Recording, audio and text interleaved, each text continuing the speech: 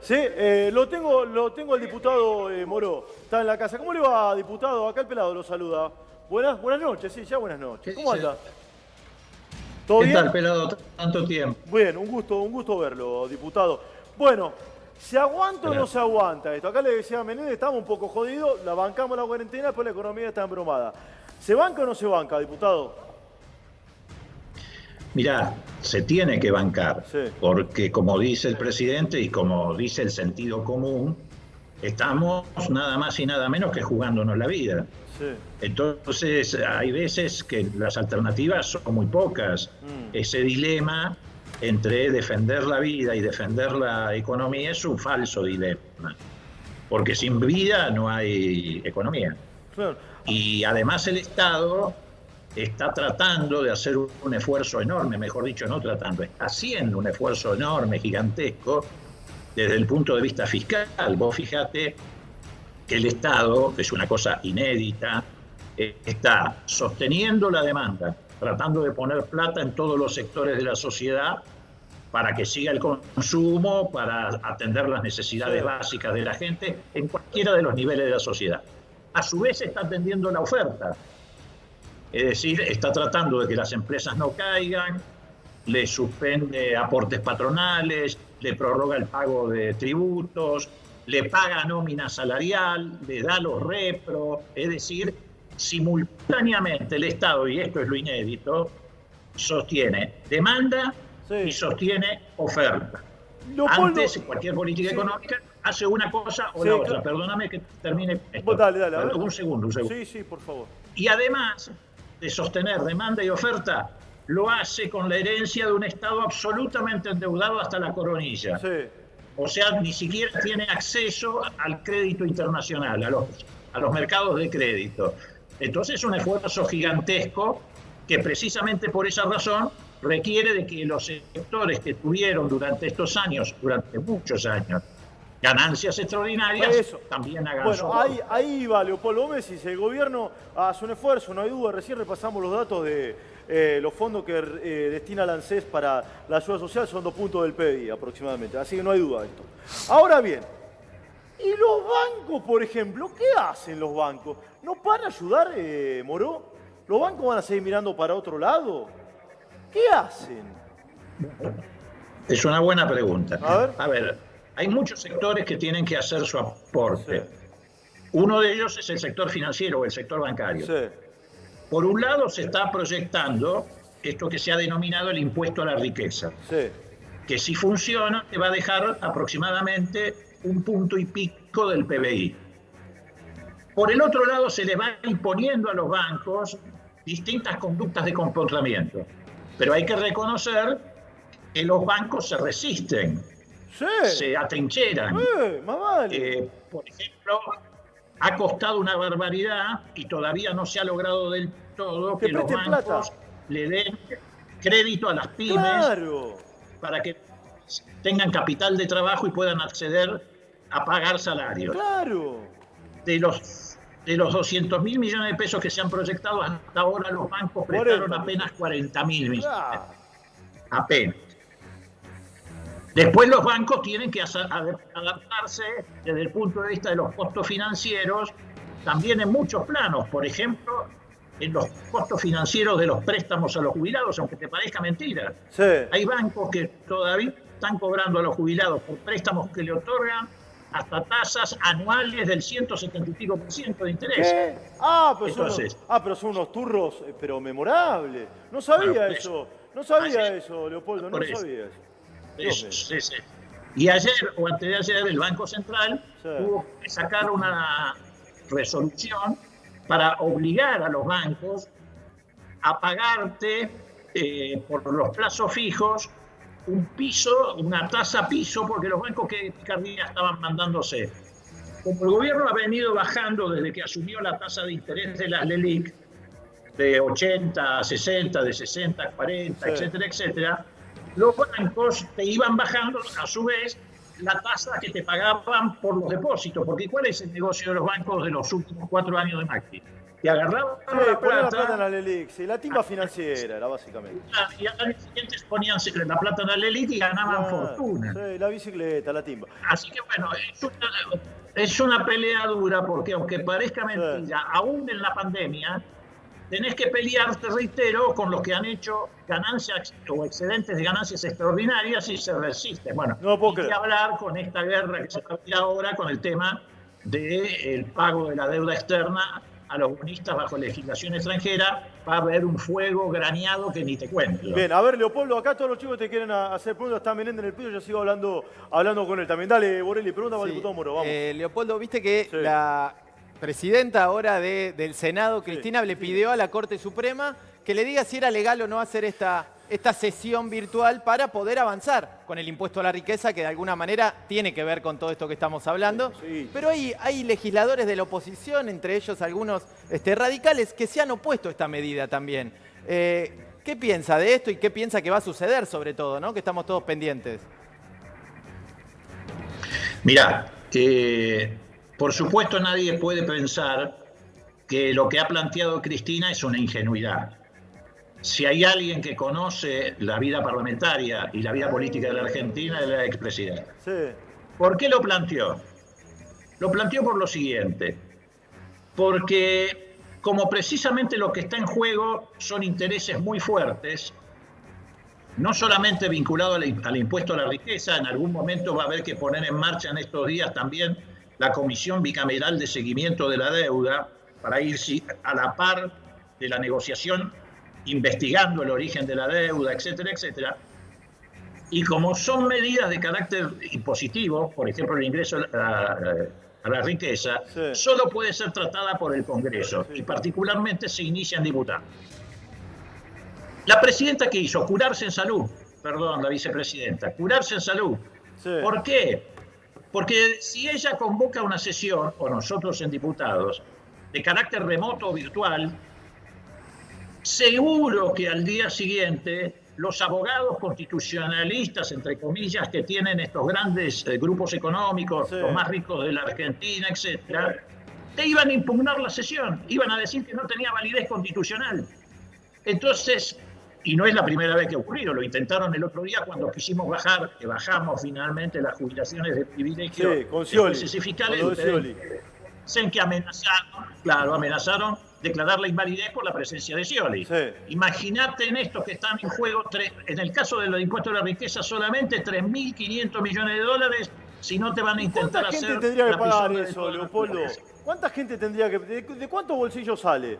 ¿De 100, de 50, de 20, de 200? ¿De cuánto? Yo no lo tengo claro eso. Mirá, hay que ver en el corte definitivo que se haga, pero vos calculás, Sí, vos y los televidentes, sí.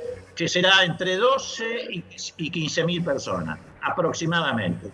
O sea, no van a ser los sectores de clase media, ni de clase media, ni siquiera, incluso algunos de clase media alta. Sí. No van a ser los que tengan un departamento de 3 ambientes, 4 ambientes, 5 ambientes, etc. El corte puede rondar como piso los 3 o 4 millones de dólares para arriba de fortuna, Sí. o de riqueza personal, Bueno. o en este caso de bienes personales. ¿Algún dirigente político o dirigente va a entrar también acá, Leopoldo, o no?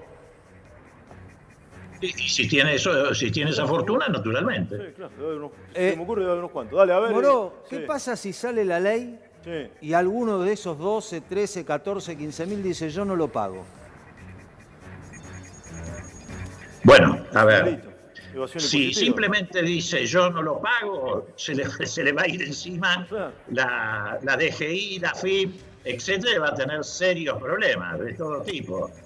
Lo que seguramente va a ocurrir, me imagino yo que va a ocurrir, es que alguno se presente precisamente en la justicia para tratar de lograr una declaración de inconstitucionalidad.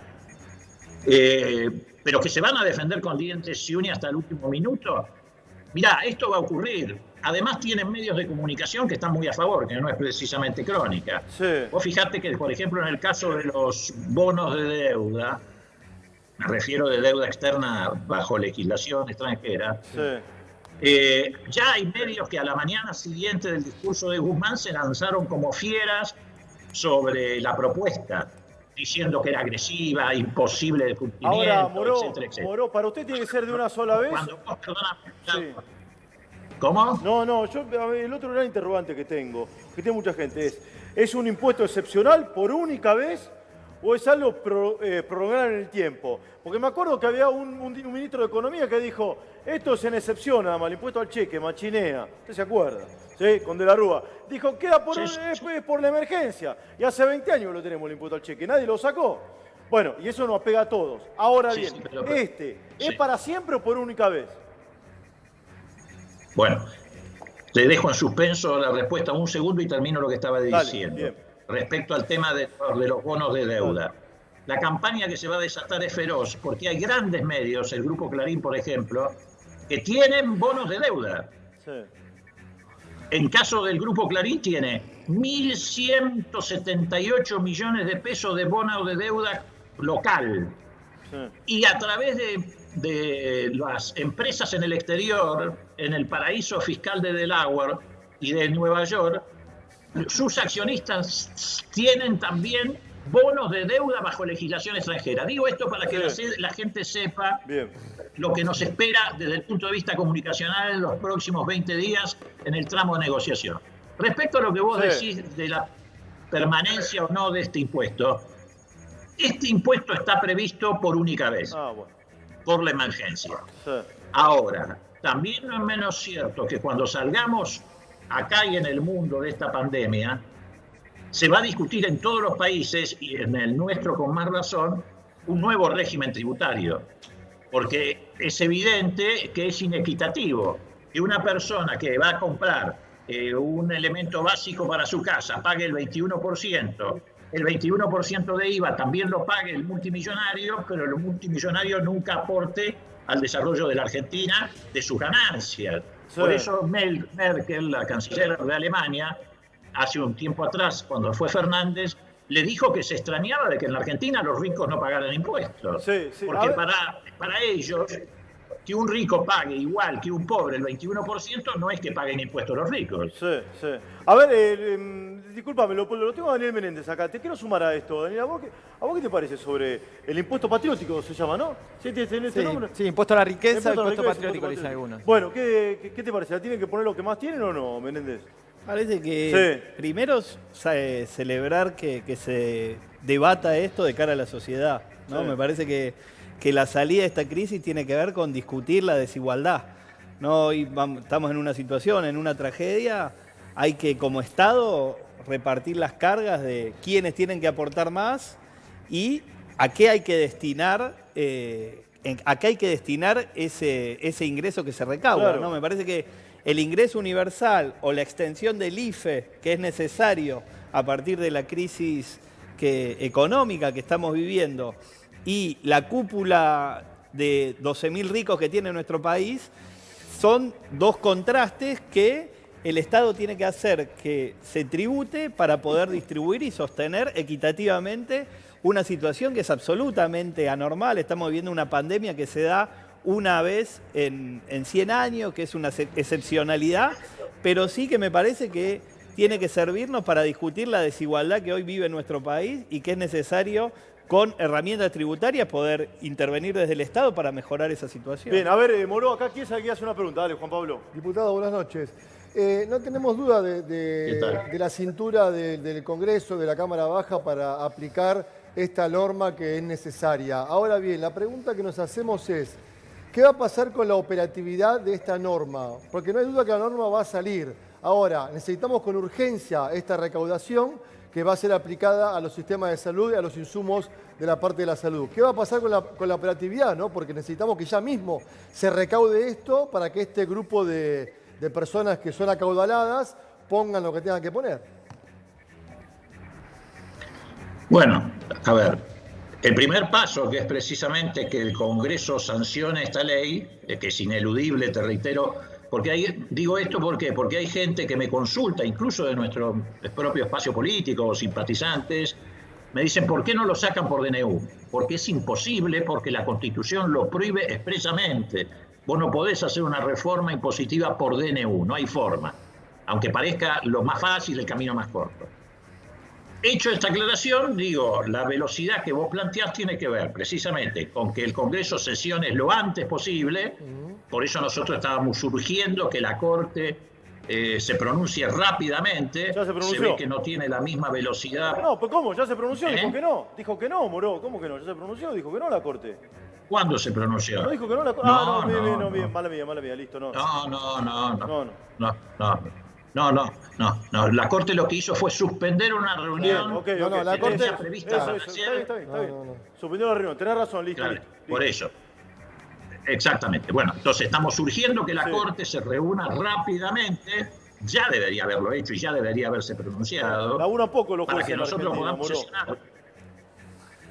Bueno, sí, pero algunos también son pícaros, ¿no? Es decir, que el presidente de la Corte, que es un empleado de Clarín, mire para otro lado, retrase esto, tiene que ver con lo que recién decíamos. No les gusta el impuesto a la riqueza, pero no solo porque le va a caer a ellos, pero probablemente Sí. personalmente. Vamos a cambiar el nombre sino al programa. porque le caiga. Sí, en vez del pelado en ¿Eh? crónica, le vamos a cambiar el nombre al programa. Siendo amigo con Moró, le vamos a llamar al programa, le vamos a cambiar el nombre. Para la semana que viene. Siga, diputado, siga. Termine que lo corte, disculpe. Pero no importa. Si vos igual algún día podés ir a laburar otros medios sin ningún tipo de problema. No, por supuesto. Es que por ahí no va a ir a laburar a Clarice y yo. No, pero no hay problema. Además, creo hasta donde yo sé, vivimos en un país donde hay libertad de ya sé. expresión y cada uno dice lo que quiere. Por favor. Además, si Por supuesto. yo lo llamo para que usted Es hable un tranquilo. chiste, es un y chiste. diga lo que quiera. Además, Es un chiste. además me encanta escucharlo, Moró. Sabe que no estoy de acuerdo en todo, pero me encanta escucharlo. A ver, más preguntas para el diputado. Vamos, a ver. Moró, Sí. si usted tiene que firmar Dale. para que se aplique una sola vez este impuesto o tiene que firmar para que se aplique una vez por año, ¿qué firma? Mirá, yo personalmente firmaría para que se aplique una vez al año. Porque te reitero, creo que el sistema tributario argentino es absolutamente injusto y desequilibrado. Más te digo, yo creo que con pandemia o sin pandemia, esta crisis que se está viviendo se venía igual. Me refiero a la crisis de un modelo económico que está agotado. Fíjate vos que sin pandemia estalló Chile, las calles de Chile, sin pandemia estallaron las calles en Ecuador. El modelo económico se está cayendo a pedazos. Sí. Es cierto que la pandemia aceleró esta situación. Dejó al desnudo lo que seguramente iba a ocurrir tal vez un par de años después. Pero la crisis de un sistema económico que se monta y se apoya solo en la bicicleta financiera, en la concentración financiera. Fíjate vos, uno de los acreedores que tiene la Argentina, que fue el que maltrató al ministro Guzmán en una sesión remota como la que estamos haciendo hace 2 o 3 días atrás, Sí. que es un mexicano que representa al grupo BlackRock, que es uno de los principales acreedores de Argentina, que trajo Macri, Sí. que lo amenazó. Caputo lo trajo. Bueno, sí, gobierno de Macri. Exactamente. Sí, gran diálogo, Caputo. Caputo hizo una movida un viernes, Ese- un domingo, para que el lunes nos explotase todo con BlackRock. Bueno, nada, se acuerda usted, Moró. Exactamente. Bien. Sí, tenés muy buena memoria, efectivamente así fue. Bueno, ese grupo administra en el mundo fondos equivalentes a 7 billones de dólares. 7 billones de dólares, lo que tiene más de un estado sumado en el planeta, de los Sí. estados importantes. ¿De dónde provienen esos fondos? La mayoría de esos fondos provienen de la administración que hace BlackRock de fondos de pensión en el mundo, fondos de pensión y jubilación. Sí. Pero también hay que preguntarse, por la magnitud de la cifra, de qué otro lado vienen esos fondos. Porque ahora- vos fíjate que todo esto se maneja en paraísos fiscales, etc. Ahora, Moró, es cierto. Así que son sí. fondos. Sí, yo coincido con ustedes que cruje gran parte del mundo capitalista tal cual lo concebimos. Para mí, lamentablemente, pero es cierto lo que usted dice. Ahora bien, yo le aporto esta mirada que dejé ayer. Yo estoy más preocupada por el frente interno que por la deuda. Y algunos dirán, no, pero pelado, una cosa está atada a la otra. Yo estoy muy preocupado por el frente interno, más que por la guita que le debemos al Fondo Monetario, a los bonistas y demás. Yo, estoy muy preocupado. Hace 2 meses atrás te decía otra cosa. Hoy estoy preocupado por el frente interno. ¿Me explico lo que le quiero decir, Moró, o no? Sí, te entiendo. Obviamente la situación respecto a hace 2 meses o 3 meses atrás se agravó. Bueno, claro. Nadie puede negarlo. Sí, bueno, claro. La irrupción de la pandemia hizo que un país que venía de la pandemia del macrismo se encontrara hoy en una situación mucho peor de la que se heredó en ese momento. Cambiamos de pandemia, dice usted. Cambiamos de pandemia. Pero la resolución de este problema está, como vos también decís, muy atada, decisivamente atada, a los recursos con los que podamos hacernos, primero para resolver la emergencia y después para arrancar la economía con fuerza. Fíjate vos, si nosotros logramos una renegociación exitosa de la deuda, en los términos que lo ha planteado el gobierno, nos ahorramos miles y miles y miles y miles de millones de dólares que tendríamos que pagar en los próximos 4 años o los próximos 3 años y que podemos volcar al desarrollo económico de la Argentina. Y si además imponemos un impuesto a la riqueza como el que estamos hablando, equivalente a un punto y pico del Producto Bruto Interno, también eso puede ir a atender la emergencia sin que el costo sea cada vez mayor para la sociedad argentina. Entonces, no es que no hay caminos para salir. El problema es que para salir va a haber que caer sobre estas grandes riquezas y va a haber que resolver el problema de la deuda externa, sin lugar a dudas. Sí, a ver, le hacemos la última pregunta, Moro. Sí, a ver, dale, Borrelli, Leopoldo, vamos. en esta crisis que se está hablando, también está entrando, digamos, en eclosión la Unión Europea, que era el modelo de asociación que se venía profesando tanto, ¿no?, entre los países ricos y los países pobres. Y postula Fernández en varios tuits que está dando a entrever que quiere rearmar la unión política que en su momento se desarmó durante el macrismo también. ¿Cómo ve el frente de las alianzas regionales en este contexto? Mirá, hoy es una situación desgraciadamente caótica, la situación de la región. Ya era caótica desde que los gobiernos de derecha, Macri, Bolsonaro, el gobierno de Colombia, el gobierno de Chile, se fueron sumando a la idea de desarmar esa integración regional. Dejaron de lado el Mercosur, dejaron de lado la UNASUR, dejaron de lado la CELAC, etc. Por supuesto, ahora, en medio de la crisis, la situación, reitero, en este plano también es más grave, porque son políticas distintas las que se están aplicando en la región, cuando habría que tener una política coordinada para enfrentar la pandemia. Me parece muy bien que el gobierno argentino de Alberto Fernández y Cristina Fernández de Kirchner estén haciendo lo posible por reconstruir ese plano de unidad y de entendimiento regional en la América Latina. Ahora que vos traes a colación lo de Europa, hay que pensar, y en esto también le quiero dar parte de la respuesta al pelado por su preocupación, que es legítima. Miren, cuando terminó la Segunda Guerra Mundial, imagínense ustedes lo que era Europa. Sí. Estados Unidos también. Sí, Estados Unidos también. Sí, pero Estados Unidos mucho menos porque no sufrió bombardeos, su industria no sufrió. Pero Europa, es decir, era tierra arrasada. Es cierto. ¿Qué pasó? De la salida de la guerra, ¿con qué se salió? Se salió con lo que se llamó políticas que llevaron a los estados de bienestar, es decir, con fuerte intervención del Estado. Es más, Churchill, que había sido el héroe de guerra para Gran Bretaña, apenas termina la elección, como era del Partido Conservador, apenas termina la guerra, pierde la elección a mano de los laboristas. ¿Por qué? Porque el pueblo inglés dijo, bueno, ahora hay que reconstruir y redistribuir. Y durante 15 o 20 años existió en Europa lo que se llamó el estado de bienestar. Bien. Hasta que irrumpe otra vez muy fuerte el neoliberalismo, con Thatcher, Reagan, Tony Blair en Gran Bretaña, etcétera, y empieza a imponerse el neoliberalismo y se cayeron a pedazos los modelos europeos que ahora están temblando como nosotros. Bien, diputado, le agradezco siempre su tiempo. Y nada, y su mirada, que siempre es interesante, enriquecedora y sirve para pensar y para debatir un poco. Gracias, Moro. Abrazo enorme. Gracias. Muy amable. El diputado nacional, Leopoldo